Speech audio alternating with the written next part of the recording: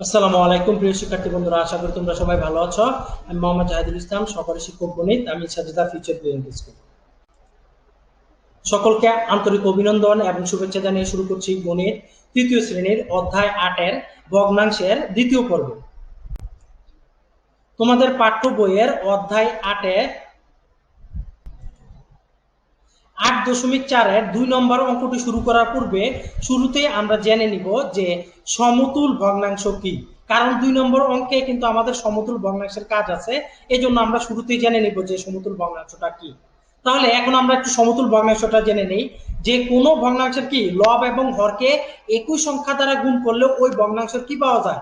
সমতুল ভগ্নাংশ পাওয়া যায়। আমি আবারও বলছি, কোনো ভগ্নাংশের লব এবং হরকে একই সংখ্যা দ্বারা গুণ করলে সেই ভগ্নাংশটির কি পাওয়া যায়? সমতুল ভগ্নাংশ পাওয়া যায়। ঠিক একইভাবে আমরা আবার একইভাবে বলতে পারি যে কোনো ভগ্নাংশের লব এবং হরকে একই সংখ্যা দ্বারা ভাগ করলেও কিন্তু কি পাওয়া যায়? ওই ভগ্নাংশটির সমতুল ভগ্নাংশ পাওয়া যায়।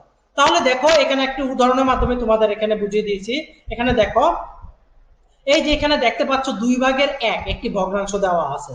এখন এই যে 2/1 এই ভগ্নাংশটির আমরা কি করব? তিনটি সমতুল ভগ্নাংশ বের করব।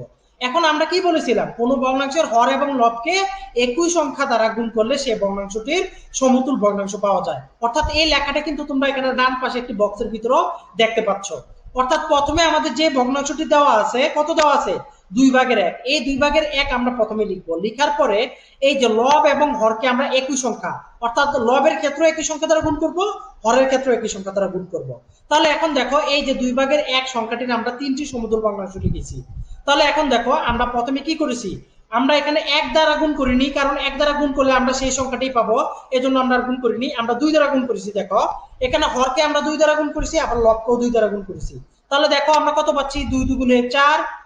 নিচে পাচ্ছি এই যে দেখো সমান চিহ্ন দিয়ে আমরা লিখেছি 4, এই যে দাগের নিচে লিখেছি 4, তারপর 2 1 2 উপরে লিখেছি 2। এটা হচ্ছে এই যে 4/2টা দেখতে পাচ্ছ ভগ্নাংশ, এই 4/2 কিন্তু 2/1 সমান। অর্থাৎ 2/1 যে কথা এবং 4/2 কিন্তু একই কথা। শুধু তাদের আমরা কি দেখতে পাচ্ছি? ভগ্নাংশ দুটির চেহারাটা ভিন্ন দেখতে পাচ্ছি, কিন্তু দুটার মান কিন্তু একই। অর্থাৎ আমরা 4/2 কে যদি লঘিষ্ঠকরণ করি, তাহলে কিন্তু আমরা কি পাবো? এখানে 2/1 পাবো।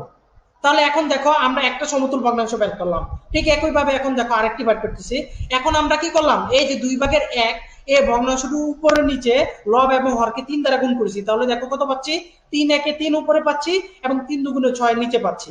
তার মানে এই যে 6/3 ভগ্নাংশটা পেলাম, এটাও কিন্তু 2/1 সমতুল ভগ্নাংশ।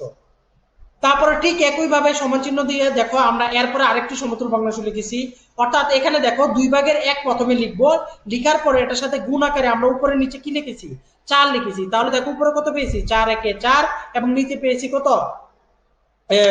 4 2 8। এই জন্য দেখো আমরা 8/4 লিখেছি। তার মানে এই যে 8/4 ভগ্নাংশটি পেলাম, এটাও কিন্তু 2/1 সমতুল ভগ্নাংশ। তাহলে দেখো আমরা এখানে দেখো 2/1 কয়টি সমতুল ভগ্নাংশ লিখলাম? 4/2, তারপর 6/3, 8/4। তুমি ইচ্ছা করলে এরকম অনেকগুলো সমতুল ভগ্নাংশ লিখতে পারবে। তার মানে আমরা সমতুল ভগ্নাংশ কিভাবে বের করতে হয় সেটা আমরা জেনে গেলাম। এখন আমরা দেখো আরেকটি জিনিস জানবো। আমি যেটা তোমাদের একটু আগেই বলেছিলাম যে কোনো ভগ্নাংশের হর এবং লবকে একই সংখ্যা দ্বারা গুণ করে আমরা সমতুল ভগ্নাংশ যেমন পেয়েছি, ঠিক তেমনি এখানে দেখো আমরা ভাগ করেও কিন্তু সমতুল ভগ্নাংশ পাবো। অর্থাৎ কোনো ভগ্নাংশের হর এবং লবকে একই সংখ্যা দ্বারা ভাগ করেও তোমরা কি পাবে? ওই ভগ্নাংশের সমতুল ভগ্নাংশ পেয়ে যাবে। কিন্তু গুণ করে সমতুল ভগ্নাংশ পেয়ে যাওয়াটা আমাদের জন্য অনেক ইজি হয়, এই জন্য আমরা গুণ করে সমতুল ভগ্নাংশ বের করি। তাহলে দেখো, এখন আমরা চলে যাই আমাদের অনুশীলন অঙ্কে। তোমাদের পাঠ্য বইয়ের 8.4-এর এই যে 2 নম্বর অঙ্কে দেওয়া আছে, দেখো নিচের ভগ্নাংশগুলোর জন্য 3টি করে সমতুল ভগ্নাংশ লিখো। অর্থাৎ এখানে আমাদের 3টি করে সমতুল ভগ্নাংশ লেখার জন্য বলা হয়েছে। তাহলে এখানে দেখো ভগ্নাংশটি আমাদের দেওয়া আছে, এই যে তোমরা এখানে দেখতে পাচ্ছ প্রথম কলামে এই যে নিচে নিচে দেওয়া আছে, এই যে 6/5 প্রথমে দেওয়া আছে, তারপরে 7/3, তারপরে 9/2। তাহলে এখন আমরা কি করব? এই ভগ্নাংশগুলোর আমরা কি করব? আমরা সমতুল ভগ্নাংশ লিখবো 3টি করে। তাহলে দেখো আমরা এখন 3টি করে সমতুল ভগ্নাংশ কিভাবে বের করব? আমরা একটু আগে বলেছি কোন ভগ্নাংশকে কি লব এবং হরকে একই সংখ্যা দ্বারা গুণ করলে সেই ভগ্নাংশের সমতুল ভগ্নাংশ পাওয়া যায়। তাহলে দেখো এখন আমরা সমাধানে চলে আসলাম। এই দেখো এখানে সমাধানে আমি লিখেছি সমতুল ভগ্নাংশ। এখানে এই যে ভগ্নাংশের একটি ঘর, তারপর সমতুল ভগ্নাংশ একটি ঘর, তারপরে আবার সমতুল ভগ্নাংশের একটি ঘর, এবং তারপরে আবার আরেকটি সমতুল ভগ্নাংশের একটি ঘর দেওয়া হয়েছে। যেহেতু আমরা তিনটি সমতুল ভগ্নাংশ বের করব এর জন্য তিনটি ঘর করেছি। এখন দেখো প্রথমে আমরা 6/5 জন্য আমরা সমতুল ভগ্নাংশ বের করব।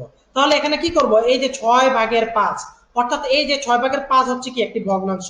এই 6/5 মধ্যে এই 6টা হচ্ছে কি হর, নিচের 6 হচ্ছে হর এবং উপরের 5 হচ্ছে লব। তার মানে এখন কি করব, আমরা একই সংখ্যা দ্বারা লব এবং হরকে গুণ করব। তাহলে এখন দেখো আমরা 2 দ্বারা গুণ করছি, তাহলে 2 দ্বারা উপরে নিচে গুণ করি। তাহলে দেখো 5 দুগুণে 10। এই যে দেখো আমরা প্রথম ঘরে আমরা এই যে দ্বিতীয় ঘরটিতে সমতুল ভগ্নাংশের ঘরটিতে আমরা দেখতে পাচ্ছি, এই যে প্রথম ঘরটিতে দেখতে পাচ্ছি কি উপরে লিখেছি 10, এবং দেখো তারপরে আমরা 6 দুগুণে 12, নিচে লিখেছি 12। তারপরে দেখো সমতুল ভগ্নাংশের দ্বিতীয় ঘরে আমরা দেখতে পাচ্ছি এই যে এখানে আমরা কি করেছি, এই যে 6/5 ভগ্নাংশের উপরে নিচে আমরা 3 দ্বারা গুণ করেছি, অর্থাৎ 3 5 15, উপরে লিখেছি 15, তারপর নিচে 3 দ্বারা 3 6 18, নিচে লিখেছি 18। ঠিক একইভাবে এরপরে সমতুল ভগ্নাংশের তৃতীয় ঘরে আমরা লিখেছি কত, এখানে 4 দ্বারা উপরে নিচে ভাগ করেছি, অর্থাৎ 4 5 20, উপরে লিখেছি 20, এবং নিচে 4 এর সাথে 6 গুণ দিয়েছি, 4 6 24। ঠিক একইভাবে এবার 7/3 আমরা সমতুল ভগ্নাংশ বের করব। তাহলে এখন আমরা কি করব, আমরা প্রথমে 2 দ্বারা উপরে নিচে গুণ করব, তারপর 3 দ্বারা উপরে নিচে গুণ করব, তারপরে 4 দ্বারা উপরে নিচে গুণ করব। তাহলে দেখো এখানে আমরা প্রথমে 2 দ্বারা উপরে নিচে গুণ করে কি পেয়েছি, দেখো 3 দুগুণে 6, তারপর হচ্ছে 7 দুগুণে 14, তার মানে 14/6 লিখেছি প্রথম ঘরে।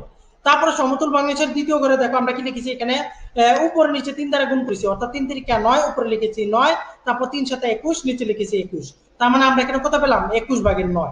তারপরে সমতুল ভগ্নাংশের শেষ ঘরে আমরা দেখো এখানে আমরা কি করেছি, 7/3 আমরা উপরে নিচে 4 দ্বারা গুণ দিয়েছি, অর্থাৎ 3 4 12, উপরে লিখেছি 12, তারপরে 4 7 28, লিখেছি 28। তার মানে এখানে আমরা 7/3 তিনটি সমতুল ভগ্নাংশ পেয়ে গেলাম। তারপরে এখন আমরা 9/2 তিনটি সমতুল ভগ্নাংশ বের করব। তাহলে এখানেও আমরা কি করব, 9/2 কে প্রথমে উপরে নিচে 2 দ্বারা, তারপরে 3 দ্বারা, তারপরে 4 দ্বারা, এভাবে আমরা পর্যায়ক্রমে গুণ করব।